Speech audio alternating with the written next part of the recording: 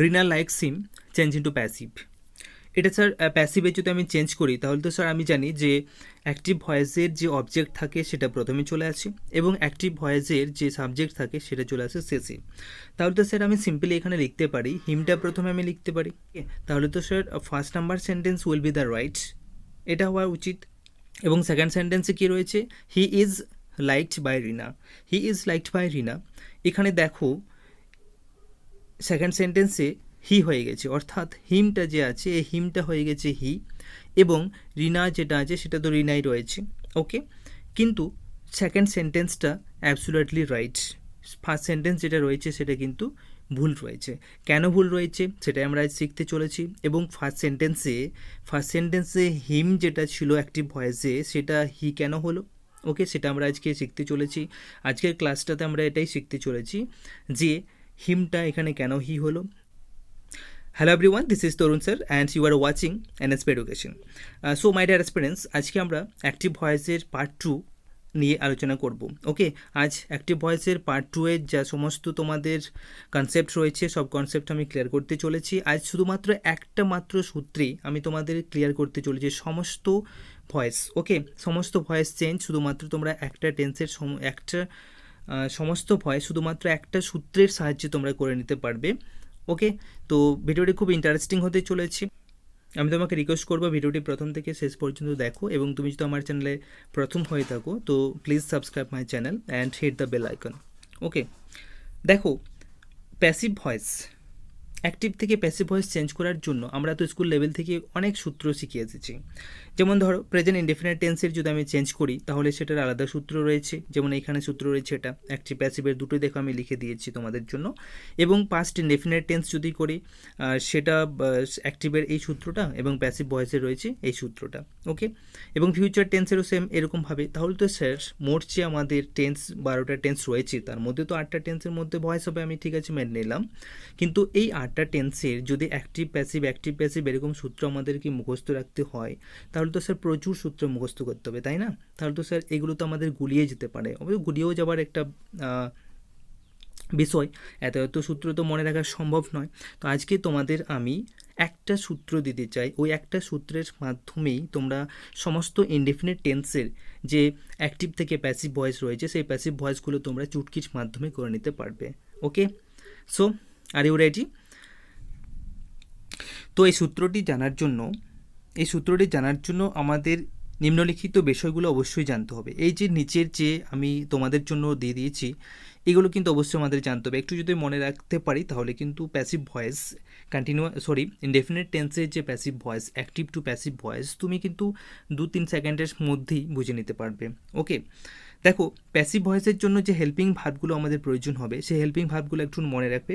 Present indefinite টেন্সের জন্য present টেন্সের জন্য ইজ এমআর, এগুলো হেল্পিং ভার্ব হিসেবে ইউজ হবে।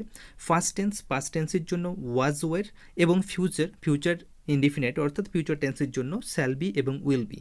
এই হেল্পিং ভার্বগুলো আমাদেরকে ইউজ করতে হবে। ওকে, এই যে হেল্পিং ভার্বগুলো রয়েছে এগুলো আমি ইউজ করব প্যাসিভ ভয়েস চেঞ্জ করার জন্য। দেখো পরের স্লাইডে যখন আমি প্যাসিভ ভয়েস আসবো তখন এইগুলোর কিন্তু ইউজ রয়েছে, এই ইউজগুলো যদি তুমি আগের থেকে জেনে থাকো তাহলে তুমি আর কিন্তু অ্যাক্টিভ থেকে প্যাসিভ ভয়েস চেঞ্জ করার যে নিয়ম সেটা কিন্তু সহজেই তুমি করে নিতে পারবে। ওকে, দেখো অ্যাক্টিভ ভয়েসের তো সূত্রগুলো আমরা জানি। অ্যাক্টিভ ভয়েসের যদি প্রেজেন্ট ইনডেফিনিট হয় তাহলে subject plus V1 plus object. Okay, past indefinite যদি হয় তাহলে subject plus V2 plus object, এবং ফিউচার ইনডেফিনিট যদি হয় তাহলে subject plus shall oblique will plus V1 plus object. এই দেখো এবার আমাদের জানতে হবে প্যাসিভ ভয়েসের সূত্রগুলো। ওকে, সিম্পল একটা সূত্র রয়েছে, এই সূত্রটার মাধ্যমেই তুমি সমস্ত প্যাসিভ ভয়েস অর্থাৎ ইনডেফিনিট টেন্সের প্রেজেন্ট ইনডেফিনিট হোক, পাস্ট ইনডেফিনিট হোক এবং ফিউচার ইনডেফিনিট হোক এই সূত্রের সাহায্যে কিন্তু তুমি করে নিতে পারবে। প্যাসিভ ভয়েসের জন্য ওই যে আলাদা আলাদা যেমন আমি দেখিয়েছিলাম আগে, আলাদা আলাদা করার তোমার কিচ্ছু প্রয়োজন নেই, এই একটা সূত্রের মাধ্যমেই তুমি কিন্তু সমস্ত প্যাসিভ ভয়েস করে নিতে পারবে ইনডেফিনিট টেন্স অনলি। ওকে, দেখো কি রয়েছে, দেখো প্রথমে রয়েছে সাবজেক্ট এরপর সাবজেক্ট কোনটা, অ্যাক্টিভের অবজেক্ট। দেখো আমি সাবজেক্ট কেন দিলাম, অবজেক্ট লিখলাম না কেন, কারণ দেখো প্যাসিভ ভয়েস এই যে একটা, এটা কি, এটা প্যাসিভ ভয়েসের এক্সাম্পল।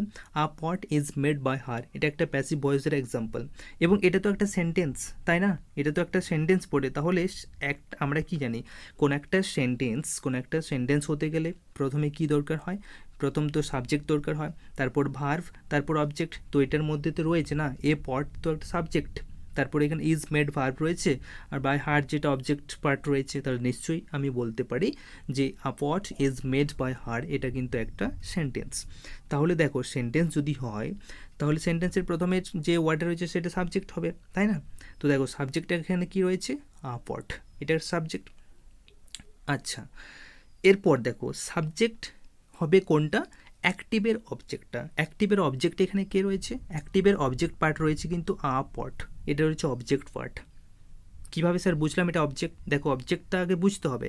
প্যাসিভ ভয়েস যদি আমি করতে চাই তাহলে কিন্তু আমাকে অবজেক্টটা আগে বুঝতে হবে। অবজেক্ট যদি আমার আইডিয়া না থাকে কীভাবে আমি অবজেক্ট পাবো, তাহলে কিন্তু প্যাসিভ ভয়েস তুমি কোনো রকমই করতে পারবে না। ফার্স্ট ভুল হয়ে যাবে, তোমার প্রথমেই ভুল হয়ে যাবে। কেন ভুল হয়ে যাবে, কারণ হচ্ছে যখনই তুমি অ্যাক্টিভ ভয়েসের যে সেন্টেন্সের অবজেক্ট পার্টটা আছে এটা তো তোমাকে প্রথমে লিখতে হবে, সাবজেক্ট হিসেবে লিখতে হবে না।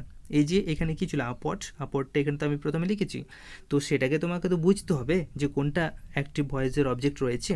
তো আমি দেখো তুমি বলে দিচ্ছি, একটু মনে রাখো। অবজেক্ট পার্ট সহজেই খোঁজার নিয়ম হচ্ছে যে সাবজেক্ট যে কাজটা করছে সেই কাজটা যার উপর প্রভাব পড়ছে, ওকে, যার উপর প্রভাব পড়বে সেটাই হবে অবজেক্ট। দেখো যেমন এখানে রয়েছে she makes a pot, simply দেখো একটু ভালো করে নোট করো, সি মেক্স আ পট, সে একটা পাত্র বানায়, এটা মানে তো এটাই হচ্ছে। তাহলে তার কাজ করাটা কি, বানানো, তাই তো। তো বানাচ্ছে, কি বানাচ্ছে, কাজটা কার উপরে পড়ছে, অ্যাকচুয়ালি যে বানাচ্ছে সেটা কার উপরে পড়ছে, একটা পট, একটা পাত্র, তার যে কাজটা সেই কাজটা পাত্রটার উপরেই পড়ছে। তাহলে আমি এখানে বলতে পারি না যে আ ফট যেটা রয়েছে সেটা এখানে অবজেক্ট পার্ট, বোঝা গেলে। তাহলে এরকমভাবে কিন্তু অবজেক্টগুলোকে তোমরা আইডেন্টিফিকেশন করবে। তাহলে যত বড়ই সেন্টেন্স থাক না কেন ওই সেন্টেন্সটার মধ্যে অবজেক্ট পার্টটা কিন্তু সহজে তুমি খুঁজে নিতে পারবে, তাহলে তোমার আর প্যাসিভ ভয়েস করার কোনো প্রবলেম আসবে না। আচ্ছা দেখো যেটা বলছিলাম যে সি মেক্স আ পট, এখানে আমাকে প্রথমেই প্যাসিভ ভয়েস করার জন্য সাবজেক্ট আনতে হবে, বোঝা গেলে। তাহলে এক সাবজেক্ট এখানে আমি কেন লিখেছি। আচ্ছা এরপর কি রয়েছে, হেল্পিং ভার্ব কোনগুলো রয়েছে আগে দেখো আমি বলে দিলাম, শুধুমাত্র ইনডিফিনিট টেন্সে প্রেজেন্টের জন্য ইজ এম আর এগুলো দিতে হবে। তো হেল্পিং ভার্ব এখানে ইজ এম আর আমি দিলাম, ইজ দিলাম। আচ্ছা বলো তো ইজটা কেন দিলাম, ইজ এম আর তিনটের মধ্যে তো ইজটা কেন দিলাম, ইজটা এই কারণে দিলাম যেহেতু সাবজেক্ট আমার সিঙ্গুলার রয়েছে, আর ইজটা তো একটা সিঙ্গুলার ভার্ব, তাই না। তো সিঙ্গুলার ভার্ব যদি হয় তাহলে সাবজেক্টটাও সিঙ্গুলার হবে। এক কথায় তুমি বলতে পারো যদি সাবজেক্টটা সিঙ্গুলার হয় তাহলে ভার্বটা কিন্তু সিঙ্গুলার হবে, ব্যাস। এরপর কি রয়েছে, ভার্বের থার্ড ফর্ম, ভিত্রি মানে কি ভার্বের থার্ড ফর্ম।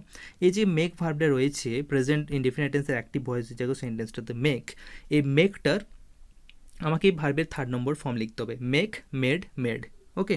তো ভিতরে কি হচ্ছে, মেড হচ্ছে, ব্যাস হলো। এরপর একটা বাই দিলাম, ওকে, অ্যান্ড দেন অবজেক্ট কোনটা, অ্যাক্টিভের সাবজেক্টটা, অর্থাৎ অ্যাক্টিভ ভয়েসের যে সাবজেক্ট রয়েছে সেটা আমাকে দিতে হবে। আচ্ছা অ্যাক্টিভ ভয়েসের সাবজেক্ট কে আছে, সি আছে, এই সিটা আমাকে এখানে হয়ে গেল কি, হার হয়ে গেল, কেন হলো এটাই কিন্তু আমাকে বুঝতে হবে। দেখো আমি একটা সেন্টেন্সের জন্যই কিন্তু এত সময় দিচ্ছি, একটাই যদি তোমার মাইন্ডে পুরো ক্লিয়ার হয়ে যায়, পুরো ক্লিক হয়ে যায়, তাহলে কিন্তু প্যাসিভ ভয়েস ট্রান্সলেশন করা বা প্যাসিভ ভয়েসে ট্রান্সফর্ম করার একটা যে তোমার কনফিউশন, সেই কনফিউশনটা একদমই থাকবে না, ভয়টা একদমই থাকবে না, তুমি 100% অ্যাকুরেট করে নিয়ে আসতে পারবে, এটা আমার গ্যারান্টি। দেখো সিটা আমি হার কেন দিলাম, একটু ভালো করে নোট করে, এখানে সি যে এখানে রয়েছে সিটা কিন্তু সাবজেক্টের জায়গা, সিটা আমরা বলতে পারি একটা সাবজেক্টিভ প্রোনাউন, ওকে। এরপর এই যে হার এখানে দিলাম, এই সিটা যদি আমি এখানে সি দিয়ে দিতাম তাহলে কিন্তু ভুল হয়ে যেত। কেন ভুল হতো, কারণ সি এর জায়গায় হচ্ছে সাবজেক্টের জায়গা, কারণ এখানে যদি থাকে তাহলে রাইট হবে, অবজেক্টের জায়গায় যদি চলে আসে তাহলে ভুল হয়ে যাবে, ওকে। এটা তো অবজেক্ট পার্ট, তাই না, এই যে অবজেক্ট লেখা আছে এখানে, এটা তো অবজেক্টের জায়গা, তো এখানে আমি অবজেক্ট হিসেবে তাহলে সি এর অবজেক্টিভ ফর্ম হচ্ছে হার, ঠিক আছে, বোঝা গেল? তাহলে এখানে সি কিন্তু দেওয়া যাবে না। তাহলে সেন্টেন্সটা আমার হচ্ছে আ পট ইজ মেড বাই হার। ব্যাস সিম্পলি এটার মাধ্যমে তুমি করে নিতে পারবে, যেহেতু এটা প্রেজেন্ট ফর্মে ছিল ওই জন্য ইজ লিখেছি।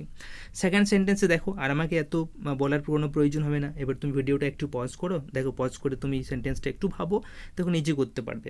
সি মেড আ পট, এটা পাস্ট ইনডেফিনিট টেন্সের এক্সাম্পল। কেন স্যার, কীভাবে বুঝলাম? কারণ সাবজেক্ট রয়েছে সি, মেডটা আছে V2, ভার্বের 2 নাম্বার ফর্ম, এবং পট যেটা আছে সেটা অবজেক্ট। তাহলে এটা তো পাস্ট ইনডেফিনিট টেন্সের এক্সাম্পল। এটা কীভাবে আমি প্যাসিভ করব? সিম্পলি এই সূত্রটার সাহায্যে তুমি করতে পারবে। প্রথমে কি আছে? প্রথমে রয়েছে সাবজেক্ট। কি কাকে সাবজেক্ট হিসেবে নেব? অ্যাক্টিভের অবজেক্টটা, এই যে আপট অ্যাক্টিভের অবজেক্ট রয়েছে, আপট লিখলাম। এরপরে ইজ, এখানে দেখো যেহেতু পাস্ট ইনডেফিনিট টেন্স রয়েছে ওই জন্য হেল্পিং ভার্ব হিসেবে কী নেব আমি? ওয়াজ নয়তো ওয়ের, এই দুটোর মধ্যে যে কোনো আমি একটা নেব। দেখো আগে আমি দিয়ে দিয়েছি এগুলো, কিন্তু এগুলো হেল্পিং ভার্বগুলো অবশ্যই মনে রাখতে হবে। তো আপওয়াট ওয়াজ নেব, কেন? যেহেতু আপওয়াটটা সিঙ্গুলার ওই জন্য ওয়াজ নিয়েছি। তাহলে আপওয়াট ওয়াজ মেড, এটা মেডটা হচ্ছে V3। এই সূত্রটা দেখো, সূত্রটা একটু মনে রাখবে। V3, তারপরে বাই, তারপর এখানেও হার হবে যেহেতু সি আছে। ওকে, তো তাও যদি তোমার কোনো প্রবলেম হয় বুঝতে, তাহলে আমার ভয়েসের পার্ট 1 করা রয়েছে, সেখানে কিন্তু খুব সুন্দরভাবে বোঝানো রয়েছে অ্যাকচুয়ালি ভয়েসটা কী, প্যাসিভ ভয়েসটা কী, অ্যাক্টিভ ভয়েসটা কী, সম্পূর্ণভাবে কিন্তু কনসেপচুয়ালভাবে একটা ক্লাস করা রয়েছে। তুমি ওখানে গিয়ে একটু দেখে নাও, তারপর কিন্তু এটা দেখো, তাহলে কী হবে, তোমার বুঝতে সুবিধা হবে, তুমি সহজে কিন্তু এগুলো ক্যাচ করে নিতে পারবে। ওকে, আচ্ছা, থার্ড নাম্বার কি সেন্টেন্স রয়েছে? সি উইল মেক আ পট, এটা তো ফিউচার ইনডেফিনিট টেন্স, যেহেতু উইল রয়েছে। ওকে, কি হবে তাহলে? Same, a pot will be, এখানে উইল বি দিতে হবে। আমি বলেই দিয়েছি আগে, কিন্তু হেল্পিং ভার্ব হিসেবে উইল বি শ্যাল বি দিতে হবে, এবং মেডটা ভিতরে রয়েছে বাই, আর সি থেকে হার। ব্যাস সিম্পল, আর তোমার কোনো প্রবলেম হবে না। এখানে দেখো আমি তোমাদের জন্য কতগুলো সেন্টেন্স দিয়েছি, 1 2 3 4 5, টোটাল 5টা সেন্টেন্স রয়েছে। এই 5টা সেন্টেন্সকে তোমাকে ট্রান্সফর্ম করতে হবে প্যাসিভে, অর্থাৎ change into passive. She loves him, I like him, they saw a tiger, Shruti will send a letter and we wrote this sentence. এগুলোকে তোমাকে ট্রান্সফর্ম করতে হবে কিসে? প্যাসিভ ভয়েসে। এগুলো তোমরা ভিডিওটা একটা পজ করো, পজ করে পরে কমেন্টে তোমরা লিখো, বা তোমার খাতায় যে নোটবুক রয়েছে সেখানে তুমি লিখে দেখো যে এটার প্যাসিভ ভয়েস কী হতে পারে। এখানে যে আমি টোটাল 5টা সেন্টেন্স দিলাম, এই সেন্টেন্সগুলোর প্যাসিভ ভয়েস তোমরা একটু করো। নেক্সট স্লাইডে এগুলো আমি আনসার দিয়ে দিচ্ছি, তোমরা একটু পজ করে আনসারগুলো লেখার চেষ্টা করো। ওকে, তো দেখো এটার আনসার কী হতে পারে। ফার্স্ট সেন্টেন্স যেটা ছিল, ফার্স্ট সেন্টেন্স কী রয়েছিল? ফার্স্ট সেন্টেন্সের আনসার কী হতো? ফার্স্ট সেন্টেন্স ছিল যে সি লাভস হিম। ওকে, আচ্ছা বলো এই সি লাভস হিম এটার আনসার কী হতে পারে? Him is loved by her, না he is loved by her? কোন সেন্টেন্স রাইট হতে পারে বলো? সেন্টেন্স এখানে দুটো আমি দিয়েছি, এই দুটো সেন্টেন্সের মধ্যে ফার্স্ট সেন্টেন্সটা তো রং হয়ে যাবে। কেন? বোঝা গেল তো? কারণ হিমটা দেখো এটা কিন্তু সাবজেক্টিভ কেস, এটা কিন্তু সাবজেক্টের জায়গায় আমরা এটা কিন্তু অবজেক্টিভ কেস, অর্থাৎ হিম যে প্রোনাউনটা রয়েছে সেটা কিন্তু আমরা অবজেক্টের জায়গাতেই ইউজ করতে পারি, সাবজেক্টের জায়গায় এলে কিন্তু সেটা ভুল হয়ে যাবে। ওকে, তো যে কারণে আমি বলতে পারি এটা তো প্রথমেই ভুল। এবং দেখো সেকেন্ডে যেটা রয়েছে he is loved by her, এটা অ্যাবসলিউটলি রাইট রয়েছে সেন্টেন্সটা। কেন? যেহেতু এখানে যে হিমটা রয়েছিল সেই হিমটা আমি সাবজেক্ট নিয়ে এসেছি, সাবজেক্টিভ কেস নিয়ে এসেছি হি, তাহলে তো অবশ্যই এটা রাইট হবে। ওকে, সেকেন্ড কী রয়েছে? সেকেন্ডের আনসারটা হবে he is liked by me, he is liked by me. Third sentence কী রয়েছে দেখো, a tiger is seen by them, আর tiger was seen by them. Okay, এটা কিন্তু তোমাদের থার্ড নাম্বার সেন্টেন্স। কোশ্চেনটা ছিল দে স আ টাইগার। আচ্ছা, কোনটা এখানে রাইট হতে পারে বলো? এখানে যে রয়েছে কোনটা রাইট হতে পারে? আর tiger is seen by them, না tiger was seen by them? তো এখানে সিম্পলি যেহেতু এটা পাস্ট ইনডেফিনিট টেন্সের এক্সাম্পল ছিল কোশ্চেনটা, যে কারণে সেকেন্ডেরটা রাইট হবে। ওকে, এবং ফার্স্টেরটা ভুল হবে। কেন ভুল হবে? যেখানে দেখো ইজ রয়েছে, ইজটা তো প্রেজেন্ট ফর্মে, তাই না? তো ওয়াজ যেহেতু এখানে আছে ওই জন্য রাইট হবে এটা। আচ্ছা, নেক্সট চলে এসো। 4 নাম্বার সেন্টেন্স ছিল letter will be sent by Shruti, আর this sentence was wrote by us. 4 number সেন্টেন্সটা এটার হবে a letter will be sent, এখানে উইল বি সেল বি, এবং সেন্ট এটার ভিতরে রয়েছে বাই, তারপরে অবজেক্ট পার্টটা। ওকে, আর this sentence was wrote by us.